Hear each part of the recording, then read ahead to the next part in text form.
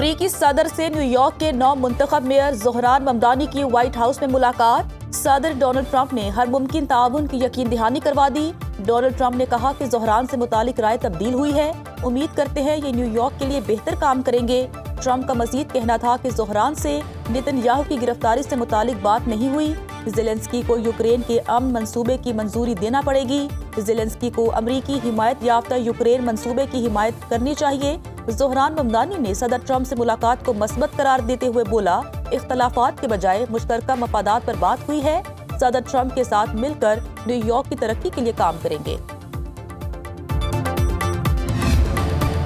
پنجاب اور خیبر پختونخوا میں ضمنی الیکشن کے لیے انتخابی مہم کا وقت ختم۔ جلسے، جلوس، کارنر میٹنگز اور ریلیز پر پابندی۔ 13 حلقوں میں پولنگ کل ہوگی۔ پنجاب میں قومی اسمبلی کے 6 اور صوبائی اسمبلی کے 7 حلقوں میں ووٹ پڑیں گے۔ کے پی میں قومی اسمبلی کی ایک نشست پر انتخابی مارکہ ہوگا۔ این اے 66 وزیر آباد سے بلال فاروق تارڑ بلا مقابلہ کامیاب ہو چکے۔ این اے 129 لاہور کی سیٹ میاں اظہر کی وفات سے خالی ہوئی۔ این اے 18 ہری پور میں پولنگ ڈے پر فوج تعینات کرنے کا نوٹیفیکیشن جاری۔ ووٹرز کہتے ہیں مہنگائی نے زندگی اجیرن کر دی، ہر جگہ مسائل ہی مسائل ہیں، اب کسی کے بھی وعدوں پر اعتبار نہیں رہا۔ میٹھے پانی کی سہولت نہیں ہے، بجلی کا مسئلہ ہے بہت۔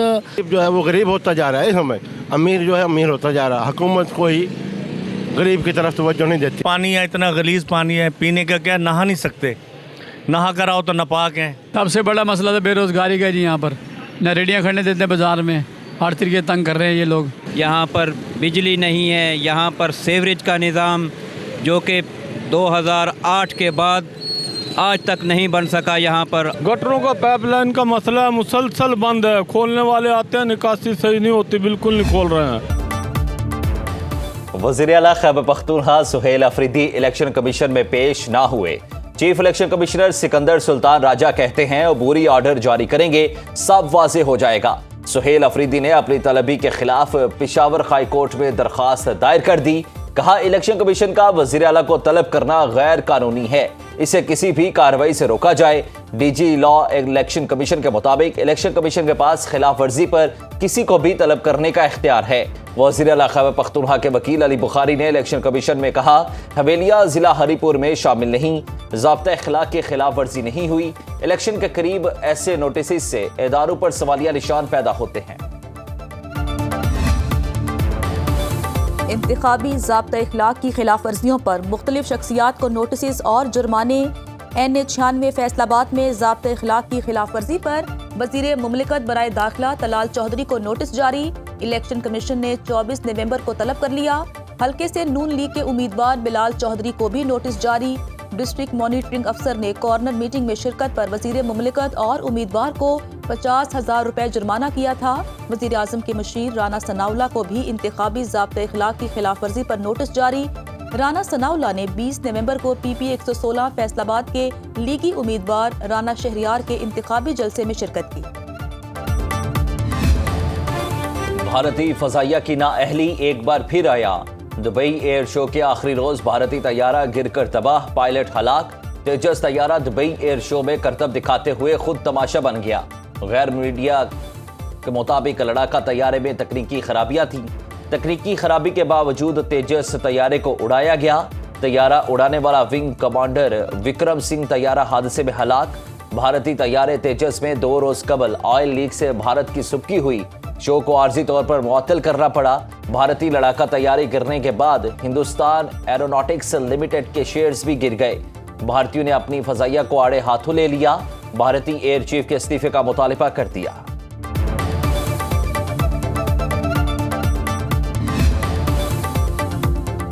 نام بڑا اور درشن چھوٹے، بھارت کی دفاعی صنعت اور فضائی طاقت میں نام نہاد گیم چینجر کہلایا جانے والا تیجس طیارہ دبئی ایئر شو میں کرتب دکھاتے زمیں بوس ہو گیا۔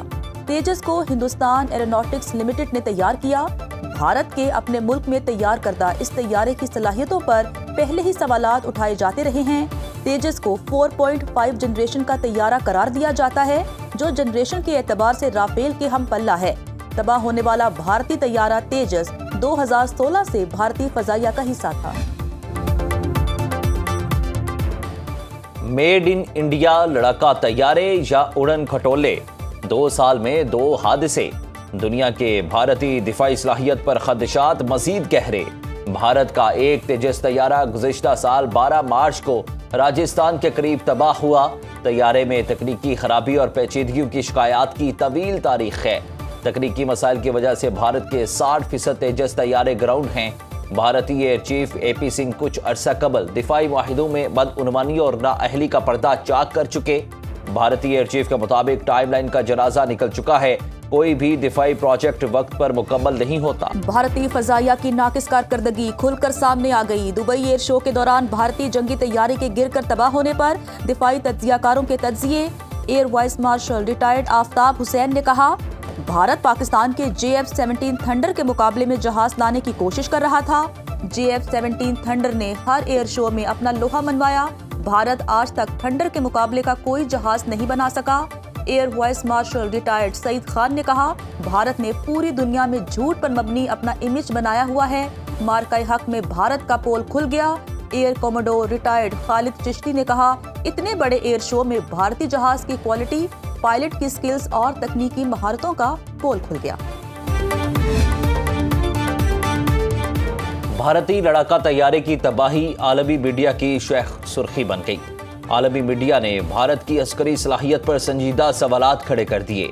अमरीकी media CBC, NBC news, Bloomberg और दीगर न्यूज़ चैनल्स ने तेजस की तबाही को ब्रेकिंग न्यूज़ के तौर पर नशर किया।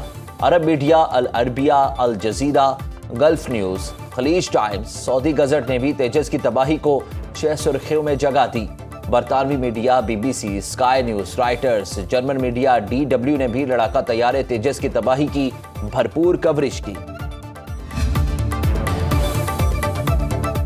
पाकिस्तान के जदीद जंगी तैयारों की दुबई एयर शो में धूम। मुतादिद ममालिक का पाकिस्तान JF-17 थंडर और दीगर तरबियती तैयारों में दिलचस्पी का इजहार। खरीदारी के मुफाहमती याददाश्त पर भी दस्तखत किए जा चुके हैं। पाकिस्तान की दिफाई सलाहियत और हवाबाजी में महारत ने आलमी सतह पर एतमाद और शोहरत हासिल की। दुबई एयर शो के दौरान भारतीय फजाइया के एहलकारों ने पाकिस्तान पवेलियन का दौरा किया। JF-17 थंडर के साथ सेल्फियां भी बनवाईं।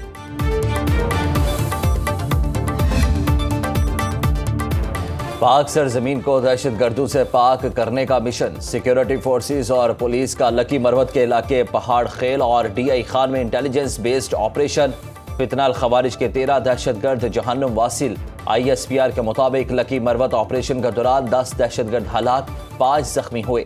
डेरा इस्माइल खान में दूसरी कार्रवाई में 3 खवारिज मारे गए। टीपू गुल ग्रुप के 2 कमांडर नियाज अली और अब्दुल्ला भी हलाक। 1 सहूलतकार गिरफ्तार। हलाक दहशतगर्दों से असलहा और गोला बारूद बरामद। सदर मुमलिकत और वज़ीर आज़म का फितनाल खवारिज के दहशतगर्दों के खिलाफ कामयाब कार्रवाइयों पर सिक्योरिटी फोर्सेज को खिराज तहसीन।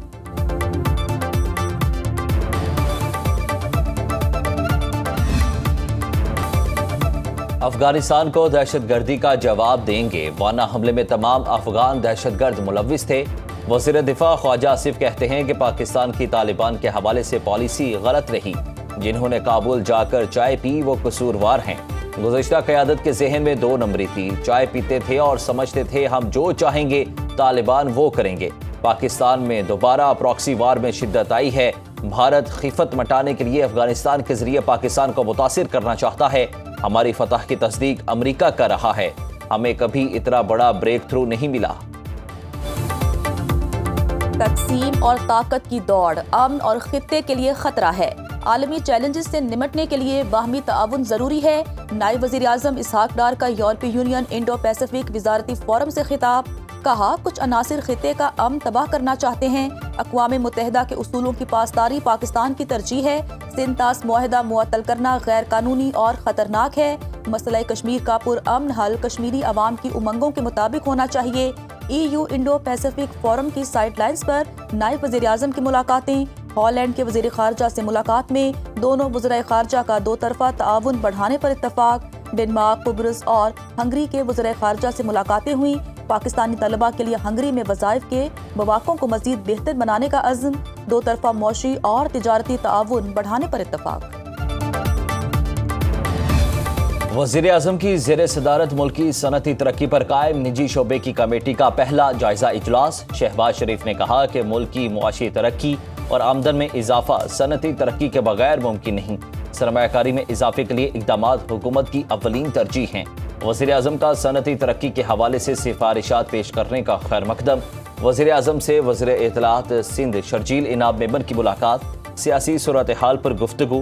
شہباز شریف کی بنوں میں امن کمیٹی کے دفتر پر فتنہ الخوارج کے حملے کی شدید مذمت۔ مرکز اور صوبوں کے درمیان وسائل کی تقسیم کے حوالے سے قومی مالیاتی کمیشن کا اجلاس 4 دسمبر کو طلب۔ ذرائع کے مطابق نئے قومی مالیاتی ایوارڈ کے لیے تجاویز پر IMF سے مشاورت کی جائے گی۔ NFC ایوارڈ میں مرکز کا حصہ بڑھانے کا بھی مطالبہ کیا۔ اجلاس میں NFC کے TORs طے کیے جائیں گے۔ وفاقی وزیر خزانہ محمد اورنگزیب کی زیر صدارت اجلاس میں چاروں صوبائی وزراء شریک ہوں گے۔ IMF نے مرکز اور صوبوں کے درمیان محاصل کی تقسیم کے فارمولے پر نظر ثانی کا مطالبہ کیا۔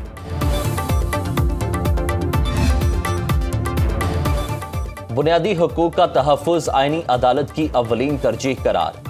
آئینی عدالت کے چیف جسٹس امین الدین خان کا پہلا پیغام، کہا آئین کی تشریح شفافیت، آزادی اور دیانت سے کی جائے گی۔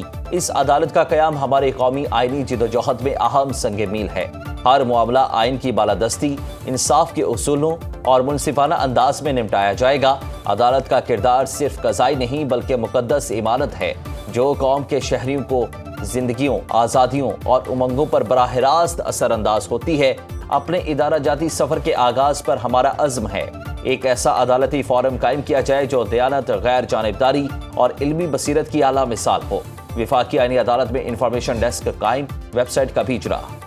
فلپائن اور پنجاب کے مابین اشتراک کار مزید مضبوط بنانے پر اتفاق۔ وزیر اعلیٰ پنجاب مریم نواز سے فلپائنی سفیر کی ملاقات۔ دو طرفہ تعلقات، سرمایہ کاری، موسمیاتی تبدیلی، دفاعی تعاون اور عوامی روابط پر تبادلہ خیال۔ مریم نواز کی فلپائنی سرمایہ کاروں کو پنجاب میں سرمایہ کاری کی پیشکش، مکمل تعاون اور سہولیات کی یقین دہانی۔ پاکستان اور فلپائن کے مابین MOUs اور دفاعی تعاون کا معاہدہ تعلقات کو نئی جہت دے رہا ہے۔